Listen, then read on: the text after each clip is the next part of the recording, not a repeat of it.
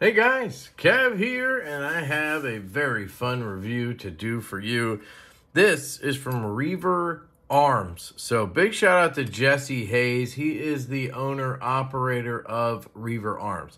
And the guy is doing really cool stuff. I think right now it's kind of a side thing for him, but I hope he really is able to put more time into it because I personally think he's doing some of the coolest stuff in custom flashlights.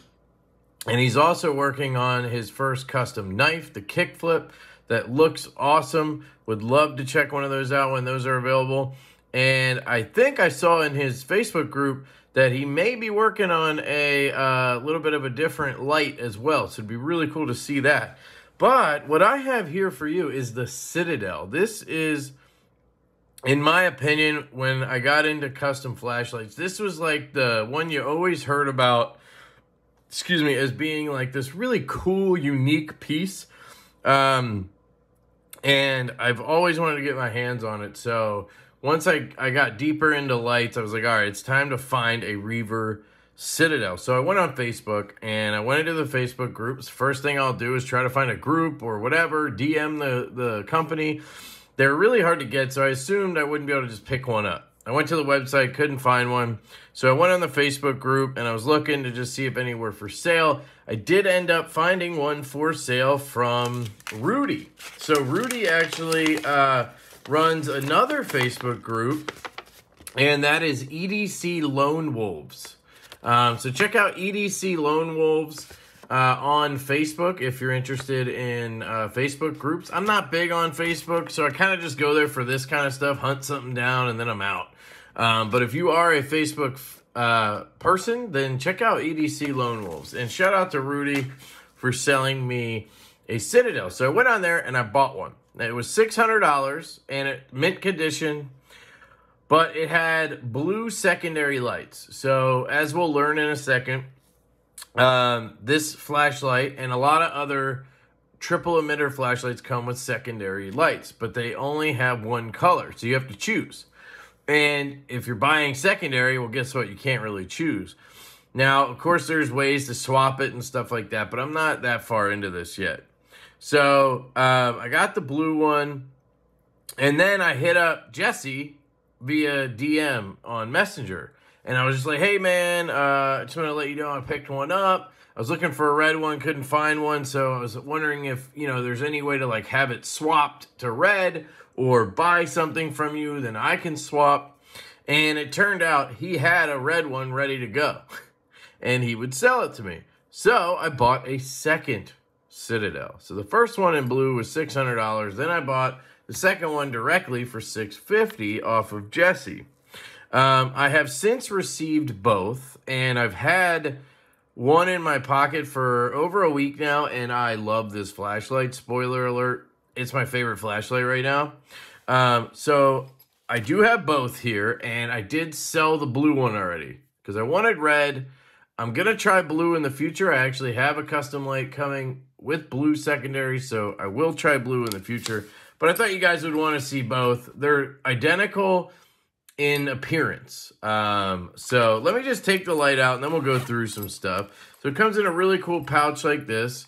And here is this absolute beauty of a flashlight. Let me get that out of there. That's like a crumb. There we go. It is a stunner. A lot of people say it looks like Sauron's tower from Lord of the Rings. Sure, you can see some stuff going on in there. This is the blue one. You have a McClicky switch with a rubber boot with some nubs on it, which is cool. A tie milled clip. I think most of them come with that. I think it was kind of like an add-on, but then he probably just started making them with those because everybody wanted it. I will say both of them came where the clip was slightly tappy. Now, most custom lights come like that because they want you to be able to get it in your pocket. And it's a cylinder, so it can be tricky to get it right. So I just, take the clip off, turn it around, tighten it back down, and then I use leverage to give it just a little bit more tension. And then, boom, no tappy, and it's tight in the pocket. But it works, and I don't like taps. So for me, that's better. I did that to both of these. So you'll see here, this one, they come with COAs. This one is number 535 in titanium. It has the Dragon V3 driver. I'm going to do a separate video right after this that is going to show you how to program the Dragon V3, because I think I have or had a couple of lights with it, and it's very similar to all the Dragon drivers, but I want to have videos out there for each driver so people can get the information they need. And I think separate videos makes the most sense. So I'll do this review and then I'll do a separate programming video. So if you're interested in that, just in a couple days, I'll post a video that says Dragon, CWF Dragon V3 driver programming or whatever. This one has two 19C Nichia emitters or LEDs, and these are 4000K. So I didn't know that when I bought this. It's from April 16th of 2023. And again, it has those blue secondaries. So then the one that I'm keeping, this one is, I guess, my personal one now. I didn't realize the pouches were different. Very nice pouches. The flashlight is made in the United States. Obviously, there's some imported parts in the LED and the driver maybe. But, for the most part, USA made. The body, all the machining is USA made, which is very cool. This one has a red secondary, and you'll see they're identical in appearance, right? They both have that sort of heavy bead blast, stonewash look, and it really holds up well, I gotta say. I've been carrying one of these for over a week, and you can't even tell that they've been carried or it has been carried. So really, really well done on the finish, I would say. So here's how mine came from Jesse. It came with a thank you card with this Made in the USA envelope. It came with the Dragon V3 card explaining how to program it. So if that's all you want, pause and read. And again, video coming right after this. It then came with some stickers, came with a little thank you, which is awesome. And then this one is number 560. And this is from 10/30/2023. So we can compare these, 530 and 560. So he's made, what's that? I can't do math. 25 of these. He's made 25 of these in the last 6 months. So that'll tell you right there. And then here you can use that QR code, which is really cool. Reaver SID. So just really, really cool stuff here. This one, I should say, the red one, the red one is a 5000K light. So the difference there is this is a cooler, brighter in appearance, whiter looking light, where this one is going to be a little bit more of a warmer light. And in person, it's much different. It looks way brighter on camera, but in person, you can see a significant difference. I like 4000 a whole lot, but I wanted red for this one. And so I really wouldn't have been butthurt if I ended up with this one. I mean, I love both of these.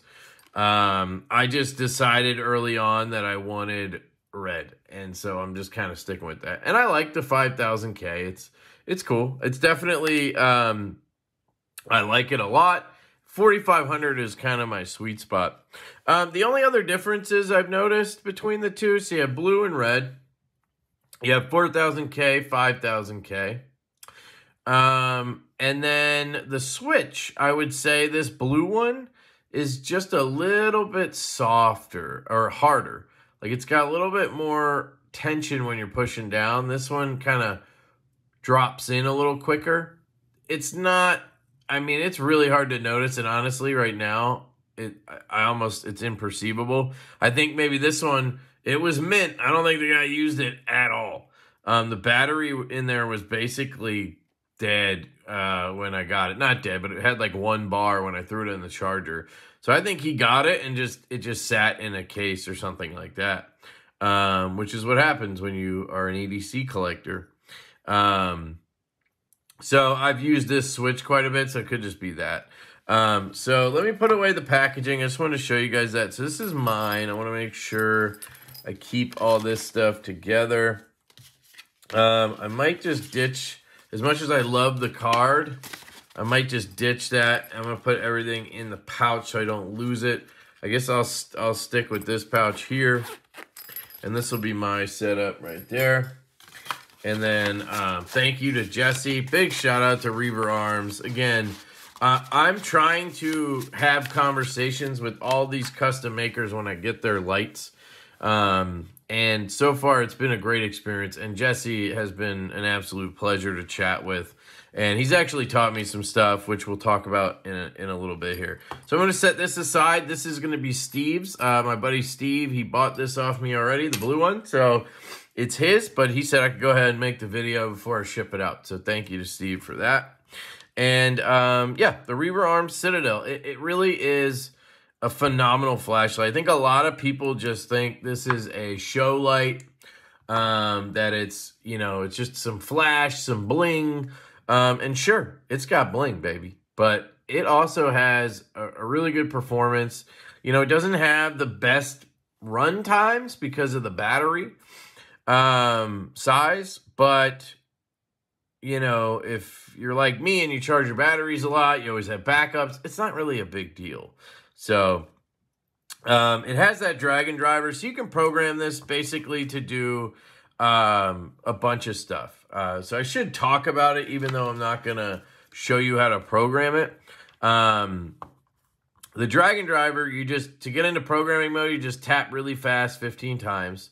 So bing, bing, bing, bing, bing, like that 15 times, and then hold down. Once it cuts out, so you'll see it where you're flashing, and then all of a sudden it'll just stop. Like you won't see any light anymore. That's when you know you've hit 15. And you can do more than 15. And then just hold down once you notice that the light is not indicating anymore.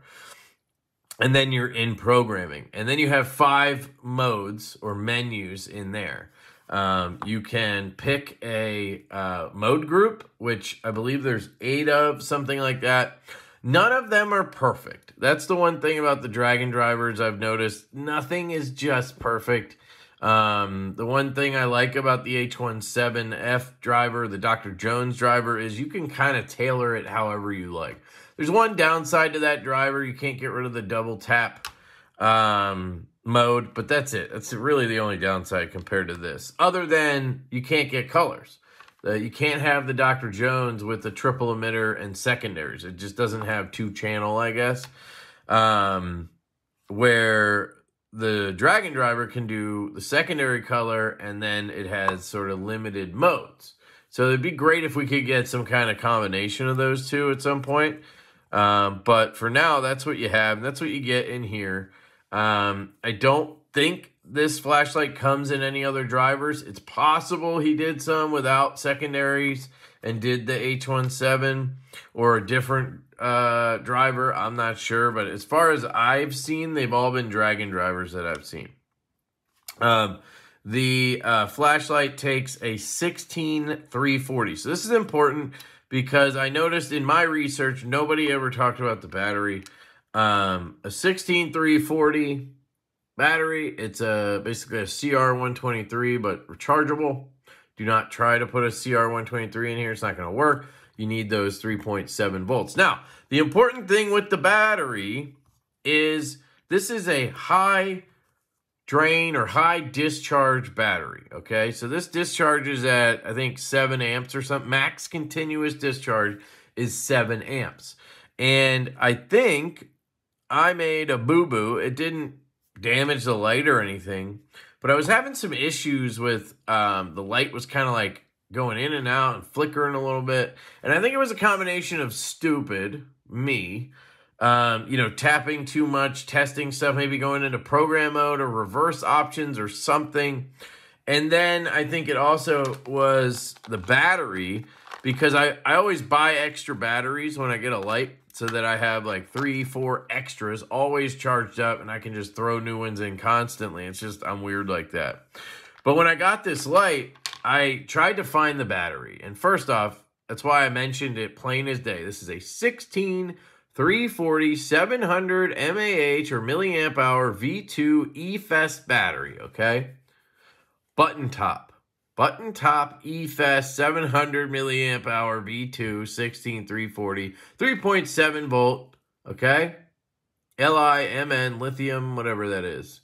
IMR battery. Here's your code and everything, all right? I'll try to link it if I remember.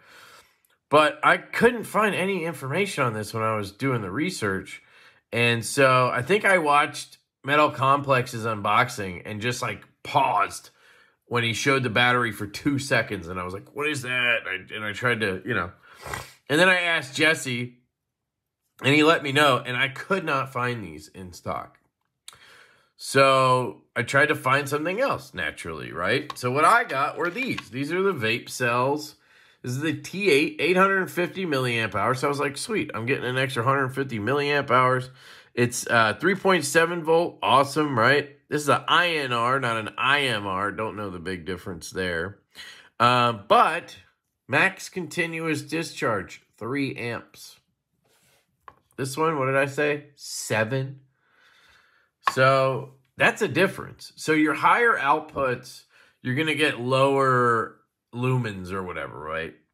It shouldn't affect anything really in terms of like the drive or anything. I don't think, you know, it should have any issues like that. But this battery, probably you shouldn't run it in this light is basically what the conclusion I've come to. Vape Cell actually makes one that's like 6 amp max continuous discharge. They make one of those. So that would probably be a better alternative. I did end up finding these on eBay. They're on the way now. I ordered 4 of them on eBay. It was a little pricey. It was like $11 for 2 or something, and with shipping, it was like $30 for 4 of them. So once I get those, and you know, you could check in with me if you're somebody out there trying to find these, and I'll let you know if they were real and everything. But all the dealers are out right now. So that's why I got these. And I think that's where my issue is coming in. I'm not positive, but I sent one back to Jesse. He sent me a replacement light just to be safe. So I sent the other light back with one of these so he could test it and see. Maybe it was the battery. Maybe it was the driver. Maybe, you know, whatever. Yeah, that experience was fantastic, by the way. Jesse, again, is an amazing dude. And one thing I want to show you is the battery, when you drop it in, it doesn't just, like, flop in. Like, let me show you an example here. This is my Lalima Metalcraft Ion Slim. I really like this light, by the way. But there's some play in here. And I think that's because they do have a dual voltage version. And I don't know. I think they just made sure every battery would fit. But watch me drop this in. Right? It just kind of drops in and bounces around, bounces off the spring, right? Pretty normal, nothing wrong with that. The head, when you tighten it down, right? It locks it in, there's no rattle, right? You can get a little if you tap it, but, you know, nothing's wrong with that. But this one, it doesn't really just drop down to the bottom. It kind of like slides and bounces off the walls. It's very smooth and fast, but I don't know if you can see that. It just, what it tells me is the tolerances, the clearances are really tight in here. He did a great job machining this for this battery. Now, a lot of people wish this was an 18350. And while, you know, that would be cool to have the extra output. Here's an 18350. If you don't know batteries, the difference is 2 millimeters. A 16340 is 16 millimeters in diameter, and 18350 is, well, 18. And then the length, 340 versus 350, so about the same there. So this does not drop in here, right? There's that 2 millimeter difference. He would have had to have brought this out another 2 millimeters, which brings out the rest of it another 2 millimeters. And I don't know. I kind of get why he did it this way, because then you'd end up with this design in this form factor. By the way, the machining on the threads is incredible. Here's your Dragon driver. You can see CWF Dragon. I do wish these drivers were more tucked away. But you'll see the machining is just spectacular. The threads are awesome. And then when you tighten it here, you'll notice it wants to line up, and I have to give it a good cranking, and bang, it lines up absolutely perfectly once you get it all the way tight. And that is tight. I mean, you have to give it a little bit of gas to get it loose.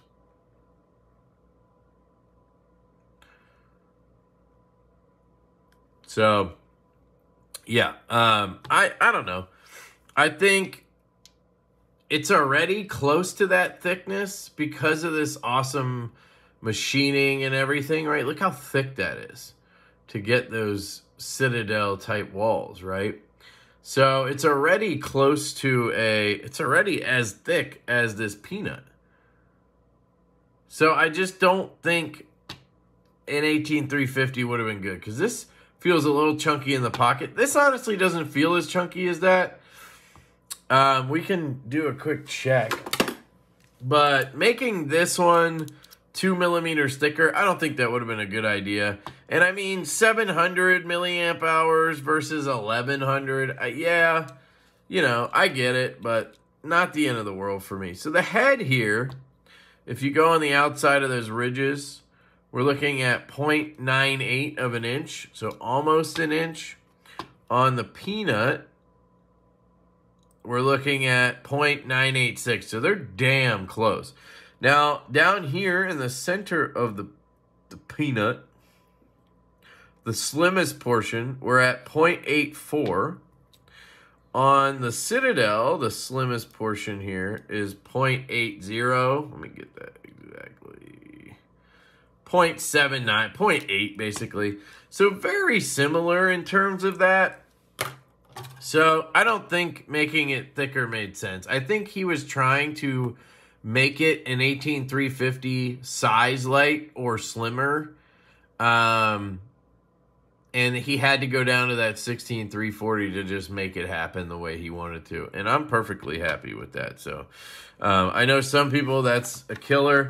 And, you know, I totally understand it. If you're somebody who's going to use your light constantly all day and you're worried about run times and whatnot, then, you know, I get it. But we can also see the length here. So that was the width. I'm going to put the peanut away. This is the smallest 18350 light on the market, I believe. At least in terms of length. So let me just zero this guy out again. In terms of length, so you guys have specs, we're looking at 3.35 inches. We did the diameter. That's really all we need, right? We have triple emitter in there, secondaries. Again, these are Nichia 219s. I think these are the C's, and that was the B. And just so you can see another comparison, here is the DC0 from Okluma. Much thinner, right? We were talking about close to an inch here. This one's around 0.7, I think. So that's much thinner. That La Lima is going to be around 0.85 up at the head. So 14500 light as well as the Okluma, but this is a more realistic 14500 size. Right? You get longer but thinner. And then we have the F2 here from Focusworks, also 14500, but a little bit thicker. And that's all I have right now. I sold my 10440 lights, actually. Both of those are gone. So anyway, get the right batteries. That's kind of my point on that.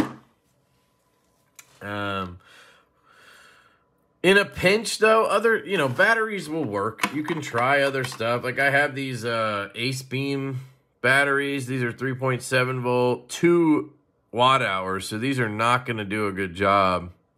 Now I don't know how they would do with the discharge. So I'm not even going to try it, but I'm sure it would work in a pinch.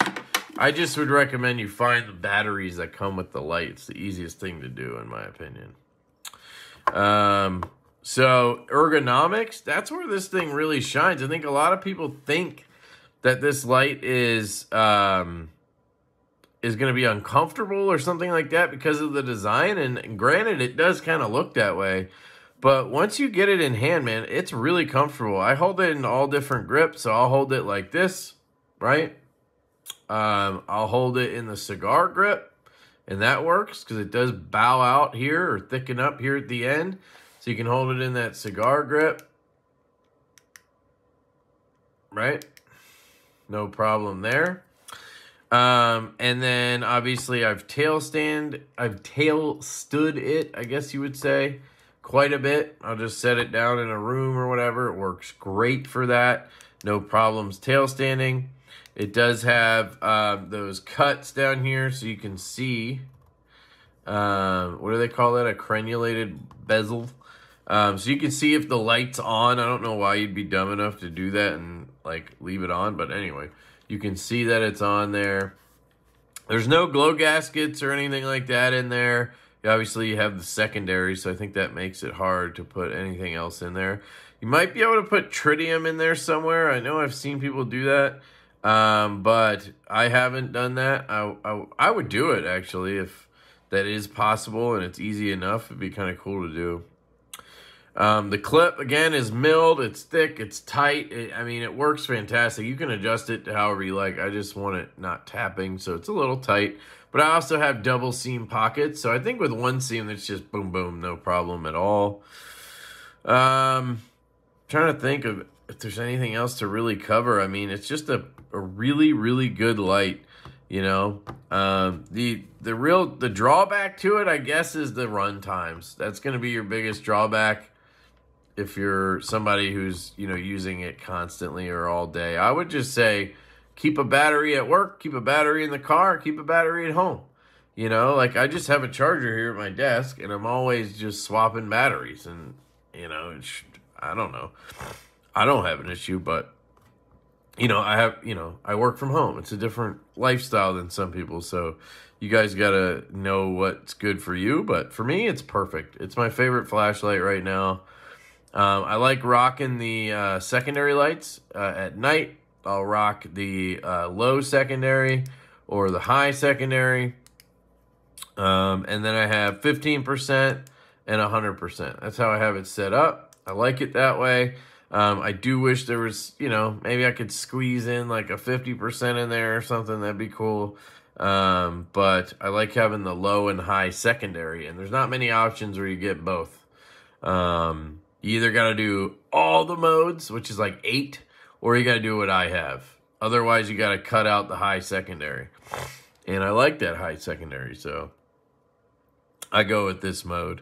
But yeah, I mean, it's a really usable, good light. I mean, last night I had to use it while I cleaned up throw up in the back seat of my truck. My daughter threw up on the way home from my parents, and we got home in the rain, and I'm out there. I had this in my mouth most of the time, and that worked great, no problem. And it was probably like 15 minutes I was out there, you know, getting it wet, probably drooling on it or whatever, and had no issues at all. Yeah, it's just really good. So I do have some beam shot footage from my unboxing, and I'll just include that because I did all the test stuff that I normally do. So really no reason to do it again. If I decide to scrap that and do it again, you'll see that here. Maybe I'll go out and show you the red and blue just to show you. But I don't really need to do that. I think the only thing I was concerned about was the clip tightness or whatever when I did that initial beam shot video. And I love the clip. So I'd rather have a clip be just slightly tight than be loose. So that's not a concern for me. And it's just beautiful. I mean, the flashlight is gorgeous. That's the key takeaway here, is you have a gorgeous flashlight and a fantastic maker. So that is your Reaver Arms Citadel flashlight. We have 2 versions here, red and blue secondaries, 5000K, 4000K. So you have some options. You can check them out on the Facebook group if you're looking to pick one up. You might be able to pick one up secondary. He has a form you can fill out on the website to get in on lottos. So, you know, they are available at times and on secondary and whatnot. So just follow the group. That's always the best way usually. And let me know down in the comments what you guys think. I appreciate you watching, and stay tuned for the next video where I'll show you how to program the Dragon Driver V3. So thank you to Jesse, and I love you guys. I hope you have an absolutely fantastic day, and I will catch you later. So I have the Reaver Arms Citadel Ratia 16340 light. I'm running it on group or mode group 1. So we're gonna have a low secondary, high secondary, moonlight, 5, 15, 35, 50, and 100 right there. That's my heat pump for AC and heat. It didn't sound too good, but we'll see if she kicks back on. But yeah, so let's see what this looks like. Here is low secondary, which is actually on camera looks really bright, but it's again not very bright in person. I can see a little bit of red on my driveway. There it goes. I don't know if you can hear it, but my AC kicked back on. Heat, sorry. It's the same unit. Anyway, it looks super bright for you guys, but in order to have it be that bright in person, I have to be like all the way down a foot away from the ground. So it's really not that bright. It's not hitting the yard at all for me. You guys are seeing that, but I'm just seeing a little bit. Again, I can see it flash the sign, but nothing crazy, and definitely not hitting that tree. So let's move on up. So I was afraid I was still there. Whoop. I swear this thing just has a mind of its own. There we go. So this is definitely brighter now on high secondary. I can see the red on the yard. It does not look like it's getting the full yard covered like that, but I can see it, which is nice. It's a little I like that you can actually see your secondary light pretty brightly, because on my Peanut it's cool to have the secondary, but it's like an ultra moonlight. It's not very bright. So this is kind of cool to be able to actually use it a little bit. So that is high secondary. Here's going to be moonlight. And same song and dance. Can't see it in person out there on the grass. I can see it a little on the street or on the side or driveway here. And I could flash the sign, but it's not hitting the tree or anything like that. This is going to be 5%. And that's definitely getting bright. I mean, this right here is for 5%. That's impressive. I can see pretty much the whole yard like that. That's crazy. Again, you have to, what you're seeing, you have to cut in like a third, but it still looks great. Let me turn the light off. I have a car coming here. I just don't want to be responsible for anything like that. All right, so moonlight 5, and here's 15. Again, looks really, really good to me. Get it up that tree. This does have obviously triple emitter, so it's not going to be a thrower. That La Lima was getting across the street a little bit. This is not really doing that very much, but it's blowing up that tree. This would be 35 then. And yeah, the whole yard looks great. I can see the whole yard, which is nice. It's a much cooler, whiter light in person. It looks a little softer on camera. And then that tree, again, just blowing up a little bit more. Now we're going to be at 50%. And that looks absolutely fantastic. Let me just make sure. I'm going to cycle back down and through to moonlight, 5, 15, 30, 50. Yep, I think that's where I was, yeah. Really lighten up the whole yard here, guys. This is doing really, really well. This is amazing, actually. And now we're going to hit 100. Let me just cycle through and make sure. It's just hard for me to tell out here. Moonlight, 5, 15, 30, 50, and 100. All right. Yeah. Look at that. That's crazy. That whole tree is completely lit up. I can light up the whole house. Look at that. Whole yard, the street. I can get across the street, but it's kind of floody, you know, triple emitter style. And then we'll be back to low red. So here's low red. Again, I can see it, but it's not crazy like it looks. Here is your secondary red. I realize now I could just not click and I'll be sure to cycle properly. And there's moonlight.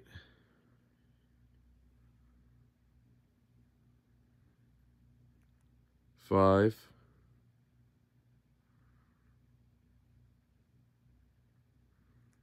15.